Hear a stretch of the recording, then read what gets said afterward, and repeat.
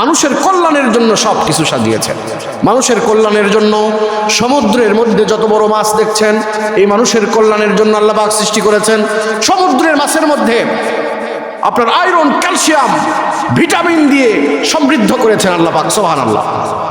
যদি কেউ নিয়মিত সমুদ্রের মাছ খায়, তার আয়রন, ক্যালসিয়াম খাওয়া লাগে না, ডাক্তাররা বলে। কত বড় দামি বলেন তো।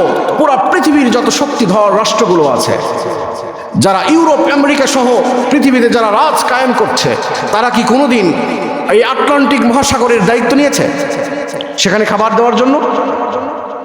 বঙ্গোপসাগর আমাদের দেশ, এই বঙ্গোপসাগরের কোনোদিন কোনো রাষ্ট্রনায়ক, কোনো প্রধানমন্ত্রী এবং যারা আমাদের দেশকে পরিচালনা করেছেন, তারা কি দায়িত্ব নিয়েছেন যে এই বছর থেকে বাজেট হবে 5 বছর পর্যন্ত বঙ্গোপসাগরের জন্য এতটুকু বাজেট, যে যতগুলো মানে প্রাণী আছে তাদের জন্য একটা বাজেট তৈরি করলাম? এরকম কি বাজেট শোনা যায়?